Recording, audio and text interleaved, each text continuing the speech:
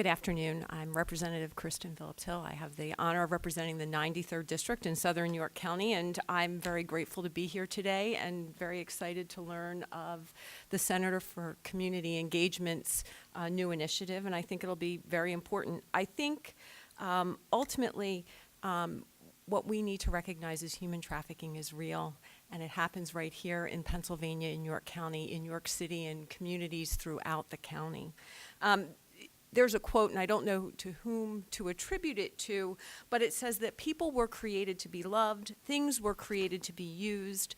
The reason why the world is in chaos is because things are being loved and people are being used. And I think that it's really hard for those of us who are sitting here today to fathom that in this day and age, people are being regarded as a commodity, but they are.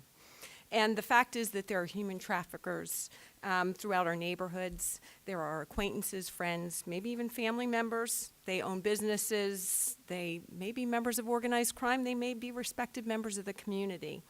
And great to have our law enforcement here. Despite our federal and local law enforcement's efforts, despite the training that we give our emergency providers at our hospitals, and the heroic efforts of a lot of our victim advocacy groups. This crime has persisted and it has grown.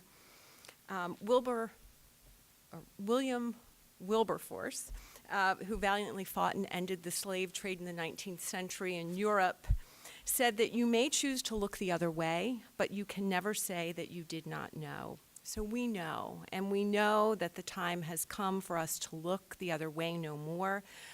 The legislature can no longer just pass resolutions and bring awareness to this issue.